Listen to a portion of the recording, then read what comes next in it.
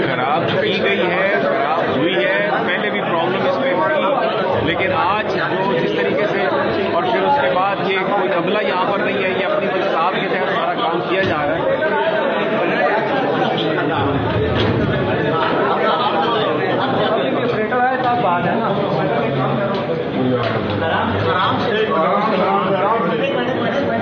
चाबी टूट जाएगी भाई। वही ना आप वही ना काम आराम से।